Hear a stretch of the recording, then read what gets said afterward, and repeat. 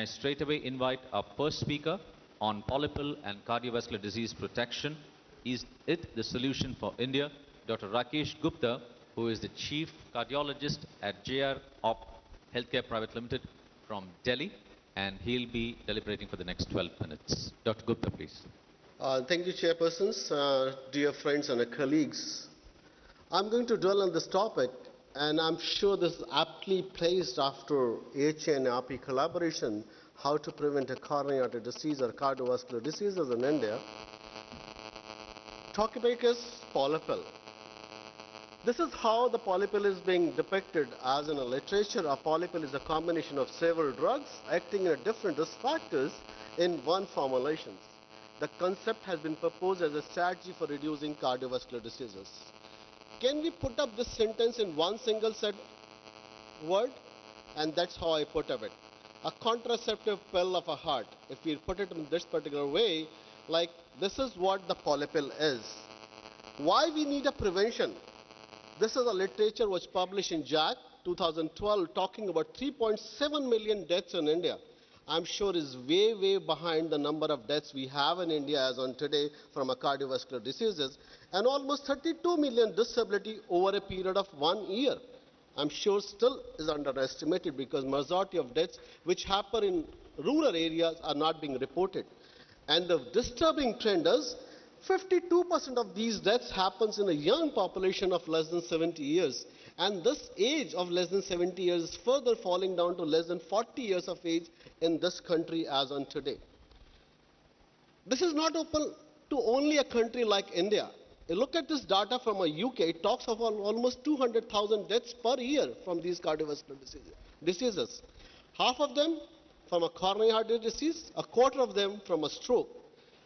If we take a population of a UK as 1/10 of an India, practically that data is as good as in a developing as well as in developed countries.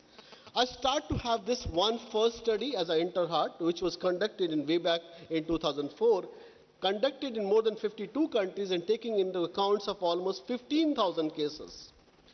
And if you look at this study, majority of these factors which leads to a coronary artery or vascular diseases, they are related to risk factors or behavior related. And if I put them together, if I call them, they could be a non-modifiable versus modifiable factors. And if you look at these modifiable factors, which are really the cause of these cerebrovascular or cardiovascular diseases, is they constitute almost to 90% of the risk for these acute myocardial infarctions. And these factors, believe me or not, and you will absolutely agree, they are in our hands. They are not in somebody else's hands. Obviously, this we cannot dictate to a large extent. What do I call them as? I call them as a drivers for a CVDs or a driver for cerebrovascular or a cardiovascular diseases. This is our healthy lifestyle. We started from this place and we have reached to this place. Which we have left behind as this. And what else in healthy lifestyle can contribute apart from these risk factors is a soul of a peace of a mind, and which we have enjoyed for the last 2 days in a Shantivana. Believe my words, I don't know how many of you have really enjoyed this kind of phenomena. We are absolutely stressless ever since we came to this place. And that's what we need beside anything in our life is a stress-free life. The question is, we always talk of prevention, whether it's primary or secondary. Coronary artery disease, we always talk of risk factor. Then we talk of a risk-to-risk assessment. Have we ever thought of this for ourselves? Do you know what is the number of your blood pressure today? Tell me how many of you have got your blood pressure done in last 2 weeks? I'm shameful to say that only 4 hands have raised in this August gathering. Do you know what your heart rate is? Again, a couple of them. What's your cholesterol level? Again, a couple of them. And when did you had your last treadmill? None. Only one. On top of that, we never look at the blood pressure. Have you looked at abdominal obesity? You can look at the abdominal obesity when you have a lunch or a dinner. And on top of that, we never look at our weight. If that is a scenario for physicians, what they are going to look for their patients is pathetic. So the answer is we are like this. Are we a patients or we are doctors?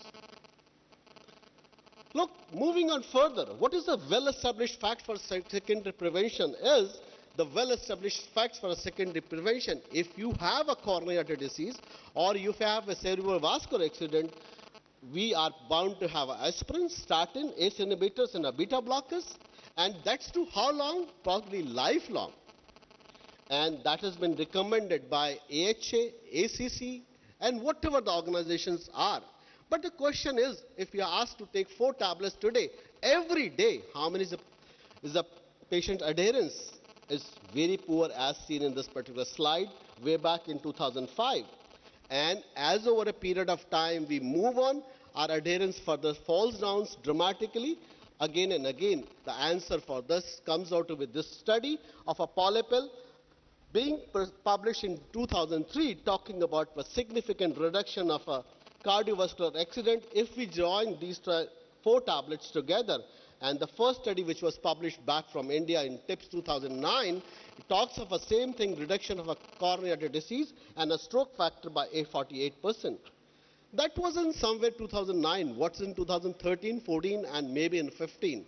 2013, polypill may benefit a certain patients with an umpire study talking about 2004 patients, high risk of a cerebrovascular disease or a coronary artery disease, and living especially in a country like ours, England, Ireland, and the Netherlands. Half of these patients, they received the usual care. Rest half, they used a polypill. And polypill combination depended on a patient's choice or physician's choice, and they were followed up for a longer time of almost 15 months. And the best part of this study was a better adherence, a long-lasting taking of these pills by a patient.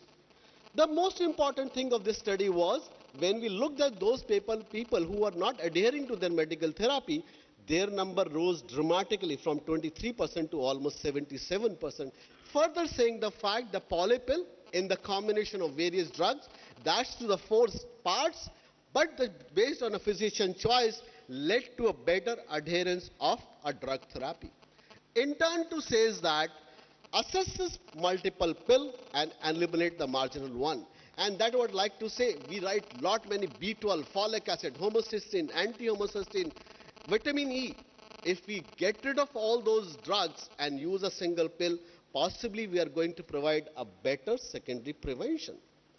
Moving on further from TIPS 1 to TIPS 2, this was again a study conducted in India, published in Circulation 2002, when they used a combination of 3 blood pressure drugs consisting of hydrochlorothiazide, atenolol and ramipril, along with a fixed dose simvastatin and aspirin.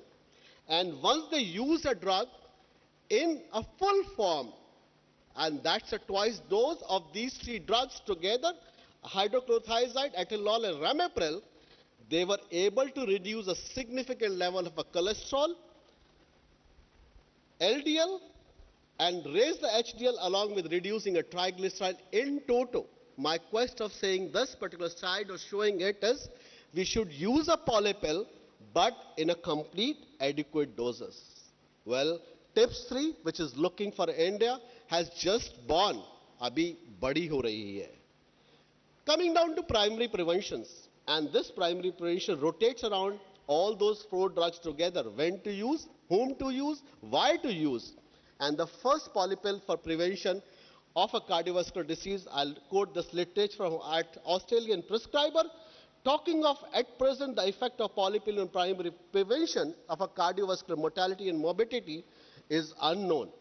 And this is one paper from April 2009, talking of using an aspirin in primary prevention of cardiovascular diseases. And they categorically said that if your age is more than 45 to 79 years in male and 55 to 79 years of a female, if the net benefit, what is that net benefit is? Evidence of a gastrointestinal bleed versus the prevention. If the net benefit is more, you should always prescribe the aspirin. But last, it says it may not be a significant net benefit of prescribing aspirin for prevention. 2013 European Heart Journal talked of, is aspirin useful for primary prevention? They says absolutely there is no evidence that aspirin is effective in primary prevention of cardiovascular diseases, although it may change the way it presents. Why we always talk of an aspirin number of times? It is all based on certain things. And what are these certain things is, it's our mindset. We look at a publication bias. We look at a bias due to trial and endpoint selection, and we look at a bias due to interpretation. We always think aspirin helps in preventing platelet aggregations, and that's why we try to put aspirin in the users. Why? I've already talked in that. This paper in 2014, published in Journal of a New Zealand journal talking about aspirin therapy, does not appear to be justified in majority of people with cardiovascular risk, given the uncertain net absolute benefits. One study just published in 2014 World Congress of Cardiology talking of a single pill to avert cardiovascular event. This is three studies which was collaborated: IMPACT, EMPIRE, and a Kanyani GAP trial studies, and it has more than 3,000 patients, existing CAD or high-risk subject, obese, and 20% of these were smoker and 65% with existing CAD. The baseline systolic blood pressure and LDL cholesterol levels were 139 and 92 respectively, and in this arm they received aspirin as well as simvastatin, lisinopril, and atenolol. And similarly, another polypill was also available with a similar or first version, with the exception that hydrochlorothianes were substituted for atenolol. 12 months follow-up, and what this study says, like 78% of the polypill patient was still taking medicine as compared to people of 54% in a usual arms. And this translated to significant reduction of systolic blood pressure, total and LDL cholesterol reduction. Adherence was the most important thing in this particular study. There was fourfold improvement in adherence with this particular study, which was just published 2 months down the line, or maybe 1 month down the line. Well, what is the final outcome? If we use a single pill, are patients going to do better if they are told to take 3 or 4 pills? Sorry for the interruption. Certainly, 1 or 2 minutes. I'll finish it up. I'm very fast. The important thing is, if we prescribe a single pill, the adherence, the cardiovascular mortality is low. The only question is, what is their compatibility with each other? That's the question which keeps on hindering or keeps on hitting our mind every day. What is my views about all from this? Address this problem at the root level or at the bed level. How we can do it? This is one I've digged on study. Look at the primary prevention of cerebrovascular disease or cardiovascular disease. It's risk reduction and risk reduction in individual. Look, education is the most important thing. People, the self-referral. Professional, opportunistic screening. Look at the screening when the people come to their clinics. And then utilize the guidelines for risk stratification and target screening. And the guidelines and comes for appropriate therapy, which was just discussed a couple of minutes back. And in this part really makes lots of difference in our country especially. And how do we look at? We have a heart attack prevention suite. And what that heart attack prevention suite is, we look at basic endothelial dysfunction when the disease has started happening. And that's in the heart. People who are at a high risk, and a very simple 4 noble ways of looking at endothelial dysfunction can make tons of a difference. And that's what exactly was said in InterHeart study. And this is what I mean to say is, polypill has obviously an appeal and vast implications for CVD production locally and globally. We can realize the dream of heart attack prevention and eradication program between 30 to 70 years, especially in our country. He's the guy who invented a polypill, but you are the guy who can utilize the polypill in prevention of a coronary artery disease. Polypill that present is Heart Attack Free Society. Create heart attack prevention program. Today's man, the basic issue is faulty lifestyle, and the take-home message for today is secondary prevention polypill is an acceptable fact, and if you want to look for a primary prevention, take my words, all those 9 factors, including lifestyle modification, control of risk factor, and a regular checkup, can prevent the people suffering from a coronary artery disease. Thank you very much for your patience. Thank you very much.